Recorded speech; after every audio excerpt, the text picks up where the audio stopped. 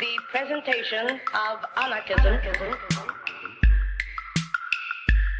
a social philosophy which aims at the emancipation, economic, social, political, and spiritual of the human race. The emancipation. Anarchist Essays is brought to you by Loughborough University's Anarchism Research Group. For more information on the ARG, see the link in the show notes or follow us on Twitter at ARGLBORO.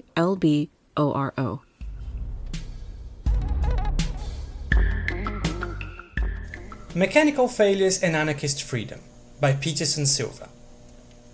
Anarchists often employ metaphorical imagery when discussing liberty, but it is often hard to tell when metaphor ends and literal allusion begins. For example, David Graeber conceived of freedom as a tension between a play principle in human activity and the rule-bound games we generate when we play.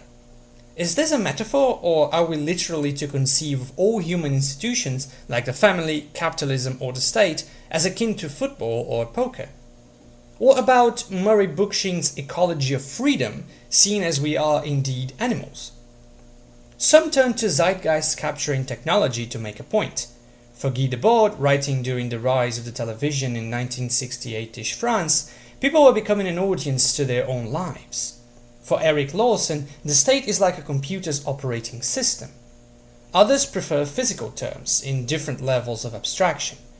Hackett wrote that to hold tightly to shame, resentment, or any emotion or any story of how the world really is to be held tightly, and this is not freedom. To hold gently is to be held gently, which is freedom. Kropotkin, as Richard Morgan writes, employed images and tropes from biopolitical science but took them literally and made them real in a radical political framework. Élisée Reclus once warned us that the proverbial formulas, often metaphorical, are dangerous, as one happily acquires the habit of repeating them like a machine, as if to avoid reflection. This message also contains a metaphor about machines. I think this is actually a very useful figure of speech to discuss what liberty means within anarchism. This is for lots of reasons. It symbolizes, as noted by Reclus, unconsciousness even amidst action. Also, anarchism took shape as the Industrial Revolution took flight, the latter demanding, as Cedric Robinson wrote, a kind of submission which invaded every recess of the worker's existence. It therefore references the anarchist criticism of humans literally made to perform inhuman rhythms. In this essay, I want to discuss anarchist freedom by digging a little deeper into a particular metaphor using the figure of the machine, the notion of failure in complex systems, an idea from the field of engineering, at least as I read it through the work of David Woods and colleagues. I am also going to be quoting Josh Pelton a lot. He's an engineer with a penchant for philosophy and sociology and a marvelous YouTube channel called Thunk, which I highly recommend. When operating large-scale machinery, such as airplanes or nuclear reactors, people tend to notice and fix what looks broken, but if everything is shut down every time a light bulb needs changing, nothing is ever going to get done. Such systems are thus usually designed with enough margins for errors that allow them to keep running in spite of issues. Repairs happen when they're necessary or when there's a convenient opportunity. Complex systems, then, run in a constant slate of slight disrepair. Sometimes, however, a combination of things left unfixed leads to catastrophic failure, hurting people. When this happens, it is common to search for a single cause that explains the disaster, especially if it allows for attribution of guilt. Quote-unquote human error is quickly found, for even if the cause was mechanical, someone may, for example, have missed evidence that something was wrong, or not have planned adequately for it from the beginning. To avoid future issues, the culprits might be exiled, punished, or simply retrained. However, Woods and colleagues explain that there is no such thing as human error. Different knowledge of events and context, or different goals, lead to different judgments of people's performances. As Pelton summarizes, human error is above all an artifact of hindsight bias, which recontextualizes something as if it obviously contributed to the disaster in a way that anyone should have seen coming. In other words, there will always be ways to explain failure through negligence or incompetence, just because in a complex system there's always something going wrong. Erroneous actions should only be the starting point for an investigation, but one that inquires the system itself. Human error, Woods and colleagues write, is not some deficiency or flaw or weakness that resides inside people, being rather a result of their interaction with the system. On the other hand, there is a counterproductive way to focus on the system. One may, Woods and colleagues write, restrict the range of human activity, perhaps by policing practitioners so they more closely follow the rules, or by introducing more automation to, quote-unquote, eliminate people from the process altogether. But as Pelton notes, adding more moving parts to take humans out of the loop mixes in new variables that might fail, and therefore tends to produce even more errors, and crucially, more judgments of human error. Emphasis on increasing efficiency generates more pressure on operators, write Woods and colleagues, and additional technology creates new burdens and complexities for already beleaguered practitioners, leading to new modes of failure. How can we reliably avert disaster then? Well, failures must be seen as opportunities to learn and change.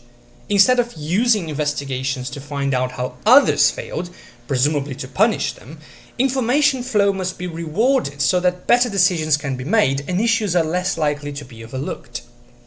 Pelton summarizes the best way to prevent critical failures in complex machines as simply empowering people to spot and fix problems as they crop up, making the system more adaptive and robust. He also notes that repair is messy, idiosyncratic, unpredictable, and unlike assembly lines, not conducive to automation or rote procedure. It is artisanal work, requiring artistry, problem-solving, expertise, as well as the time needed to experiment. Hence, empowering autonomous, decentralized repair includes training and experience, but also providing ample resources, as well as understanding what pressures we're applying to individuals that will influence how they make everyday decisions about safety. If the metaphor isn't obvious yet, I'm going to spell it out. Anarchists can be seen as making a similar case, with the complex machines in questions standing for societies or social patterns. Machines made of their own operators who run themselves to perform the task of living their own lives. Interaction in a sufficiently large group always involves conflict. That is, we two collectively live in constant slight disrepair. Yet, people do not usually suspend every commitment they have as a result of a quarrel until their relationships are perfectly harmonious. Everything goes on until rituals, from phone calls and meetings to interventions and assemblies, provide convenient opportunities for fixes, that is, for restoring people's willingness to cooperate with one another. Still, a lot can be missed because of all the complexity involved. Problems might compound and combine until they cause harm on a greater scale. Anarchists were not the first to point out that such harm is not a matter of human error. A lot of post-Republican Roman thinkers, for example, basically said as much when they concluded that the Republic ruined not because people lacked virtue, but because of constitutional shortcomings. However, for anarchists the solution cannot be bureaucratic, like taking humans out of the loop. With machines, after things go wrong, we often notice overlooked signals that could have indicated vulnerabilities. With social relations, it's similar, and improving social consciousness, that is, seeing and appreciating the significance of such signals, should be the bread and butter of how we relate. This would empower us to recognize potential problems and act directly on them, to spot them and fix them as they crop up, in a collective yet decentralized manner, even if this means deep social transformation, that is, in the metaphor, the system is made more adaptive. Doing so requires education, in the metaphor, training, sharing and rotating responsibilities, in the metaphor, experience, and common access against the artificial scarcity of private property, in the metaphor, ample resources, to combat relevant inequalities, in the metaphor, the pressures applied on individuals that influence their decisions, so that people retain the capacity to keep on fixing and therefore improving their relations. Moreover, this metaphor also fits anarchism well, in the sense that ongoing negotiation and adjustment is emphasized over social blueprints. And by this I don't mean to contrast repair with creation, but to think of repairing as creative activity. Of course, it involves forecast and planning for robustness, also known in engineering as designing for tolerance. It encompasses, speaking of societies rather than machines, accounting for path dependence and keeping in mind that coherence between means and ends. Still, obsessing over the initial moment of creation misses the point that by fixing something, someone might in the future, as Pelton discusses the fixing of broken objects, think of how fun it was to see the insides of the thing, how they've learned the right way to do something, and how a friend helped them out. These are all things that can't be designed into a system. People have to decide how to restore its functionality, and that decision may change or subvert the values of the designer. Metaphorically, then, this is all about institutions that are constantly reassessed by confident, socially conscious individuals. Of course, sovereignty supporting political traditions. I'm talking here about Marxists, liberals, social democrats, etc. Of course, they also want to avoid disasters. But you have to think about it. For them, a disaster is when predetermined ideal outcomes are threatened, not necessarily causation of harm. After all, they are in favor of there being national armies and police and prisons and whatnot, which are meant to cause harm and threaten those who would threaten their ideal constitutions. Indeed, the point of all conformist social engineering is to induce people to not mind being harmed. As Cathy E. Ferguson writes, bureaucracies seek to tie up or loose ends and reduce us to a reflection of an organization. In this sense, society under patriarchy, white supremacy, statism, capitalism, and other forms of intersecting domination really begins to resemble an airplane or a nuclear reactor, in the sense of a machine tied to a specific purpose, regardless of what kind of machine people might require in their lives now or in the future. In yet other words, the designer's values cannot be subverted.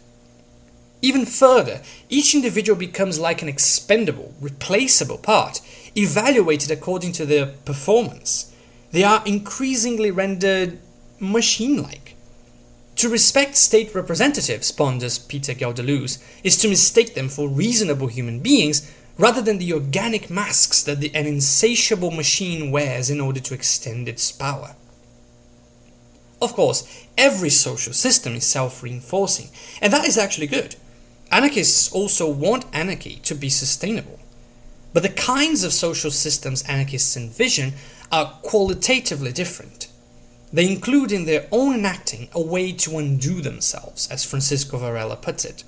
Anarchism, Kleber-Nally analyzes, is a dynamic politic that invites its very destruction while maintaining composure of core principles. It tries to create a healthy culture, as Sean Day Woods defines it, one that doesn't keep anything that can't be destroyed. Instead of humans becoming more like machines, the institutions that anarchists are intent on promoting are supposed to be more organic, balanced, open-ended, diverse. Creation is always anarchist, wrote Diego de Santillán, and so are creators if they do not create in view of automating themselves. As Ruth Keener discusses regarding Kropotkin's vision, his defense of organizational proposals being always open to revision and dissent ultimately meant that society should be a living, evolving organism. Even more, in the end, there is no one single society, no single social machine, so to speak. Like the Zapatistas, who walk toward a world in which many worlds fit, anarchists also conclude that the challenge really is to integrate multiple utopias, to render diverse social machines interoperable without disasters. In the end, the problem is not exactly machines themselves. Analyzing romantic tropes, which were somewhat influential among anarchists, John Trash notes that machines drew forth virtual powers and brought about conversions among hidden forces. They could be used to create new wholes and organic orders, remaking humans' relationship to nature and renewing nature itself. Anarchists seem to draw a line between creating and using machines on one hand and, metaphorically or not, being one, being absorbed into one on the other. If Hobbes himself described the Leviathan as a huge machine, anarchists often attacked this mechanical political reasoning, exploring what more organic relations would look like. Of course, to heed Reclus' warning, this metaphor is far from straightforward. If social machines are made of ourselves and our relational patterns, there may be a difference in how organic or mechanic they are, but the boundaries between creating, using, and being them are definitely blurred, to say the least. Even if the metaphor is not perfect, however, I still think it deserves attention given recent technological developments. For Shoshana Zuboff, present-day global technology conglomerates commodify our behavior, shaping it at scale through automated machine processes that nudge, coax, tune, and herd us toward profitable outcomes. It is no longer enough to automate information flows about us. Increasingly, the goal is to automate us. The enormous amount of data produced about us enables automated decision-making, private and public, leading to what Álvaro Dias calls dystopian iteration, when the future, conceived as a straight line, without surprises or chances of being transformed, is reified by algorithmic decisions, crystallizing imbalances and externalities. In other words, if anarchists criticize the building of agency-crushing sovereign machines out of our own actions and dispositions, this is becoming less metaphorical as time passes. The automated, racist control of predictive policing, credit scores, and algorithmic bosses, advances in the emulation of human likeness and knowledge, the grim suffocation of war by drone surveillance and AI-targeted strikes, the invasiveness of pregnancy-guessing gadgets, all of this seems to strengthen the anarchist case for a rethinking of what freedom means. At least, that is, if this notion is at all to continue a guiding aspiration for the future.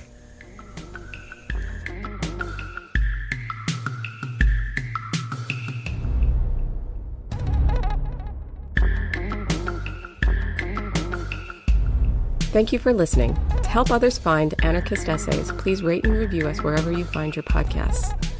And if you're interested in anarchist ideas, why not check out the journal Anarchist Studies? For over 20 years, Anarchist Studies has been publishing original research on the history, theory, and practice of anarchism.